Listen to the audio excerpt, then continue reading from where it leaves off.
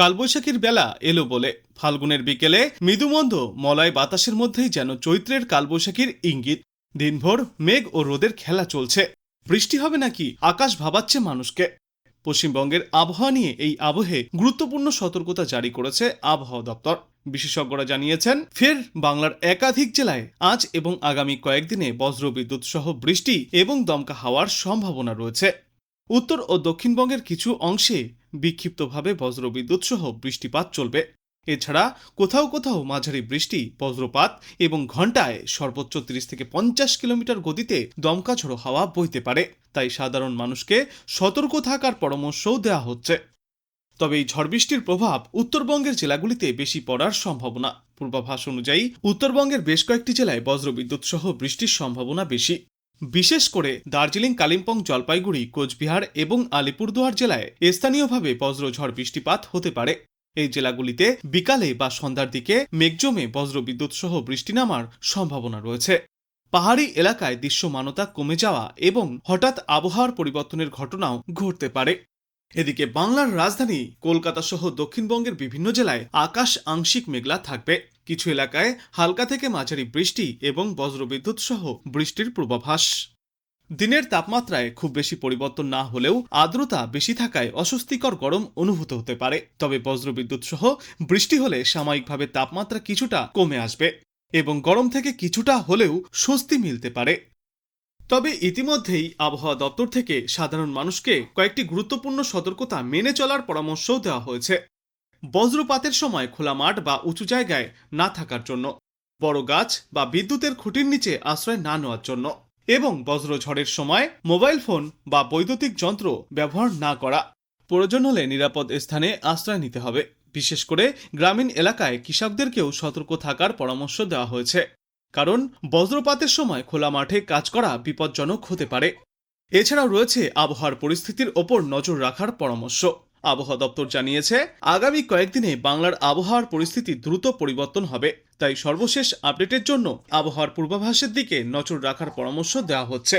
বিশেষজ্ঞদের মতে এই ধরনের মৌসুমি পরিবর্তনের ফলে বজ্রঝড় ও বৃষ্টির ঘটনা আরও বাড়তে পারে। তাই ঝড় বৃষ্টি হলে অপ্রয়োজনীয় ভ্রমণ এড়িয়ে চলতে হবে এবং নিরাপত্তা বিধি মেনে চলা জরুরি। সারা সপ্তাহ ধরেই ভিজতে পারে গাঙ্গেয় বাংলা। আবহাওয়া দপ্তর জানিয়েছে, বৃষ্টির পাশাপাশি বইতে পারে দমকা ঝড়ো হাওয়া, যার ফলে তাপমাত্রাও ওঠানামা করবে। ফাল্গুনের এই শেষ লগ্নে ফের নামতে পারে তাপমাত্রার পারদ। পূর্বাভাস বলছে, কলকাতায় আজ থেকেই বিক্ষিপ্তভাবে হালকা বৃষ্টির সম্ভাবনা রয়েছে। এরপর আগামীকাল থেকে শনিবার পর্যন্ত শহরের আকাশ মেঘলা থাকবে, তবে অতটা আর বৃষ্টির সম্ভাবনা থাকবে না।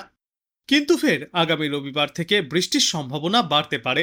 রবিবার থেকে আগামী মঙ্গলবার পর্যন্ত কলকাতা সহ দক্ষিণবঙ্গের বিস্তীর্ণ এলাকায় বিক্ষিপ্তভাবে বৃষ্টির পূর্বাভাস রয়েছে। এই পূর্বাভাস রয়েছে হাওড়া, হুগলি, পুরুলিয়া, বাঁকুড়া, পূর্ব বর্ধমান, পশ্চিম বর্ধমান, বীরভূম এবং মুর্শিদাবাদের জন্য। দক্ষিণবঙ্গের বাদবাকি জেলাগুলিতেও বৃহস্পতিবার বিক্ষিপ্তভাবে বৃষ্টিপাত হতে পারে। বিশেষ করে আবহাওয়া সংক্রান্ত সতর্কতা জারি করা হয়েছে দক্ষিণবঙ্গের 12টি জেলার জন্য।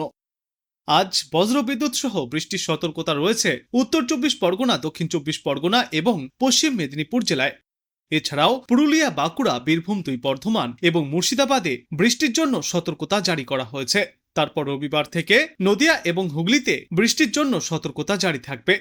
রবিবারের পর আগামী সোমবার এবং মঙ্গলবারও বজ্রবিদ্যুৎ সহ বৃষ্টির সম্ভাবনা রয়েছে। গোটা দক্ষিণ বাংলাতেই বজ্রবিদ্যুৎ সহ বৃষ্টির পাশাপাশি ঘন্টায় 30 থেকে 40 কিলোমিটার বেগে ঝড়ো হাওয়াও বইতে পারে। আবহাওয়া দপ্তর জানিয়েছে, আগামী 7 দিনে দক্ষিণবঙ্গের জেলাগুলিতে রাতের তাপমাত্রায় খুব বেশি পরিবর্তন হবে না। দিনের তাপমাত্রা 2 থেকে 3 ডিগ্রি সেলসিয়াস পর্যন্ত বাড়তে পারে। 3 দিন পর থেকে পারদ আরও নামবে। অন্যদিকে উত্তরবঙ্গের সব জেলাতেই আজ থেকে আগামী মঙ্গলবার পর্যন্ত বৃষ্টিপাত হতে পারে। বজ্রপাতের সঙ্গে হালকা বৃষ্টির সম্ভাবনা রয়েছে প্রায় সর্বত্রই।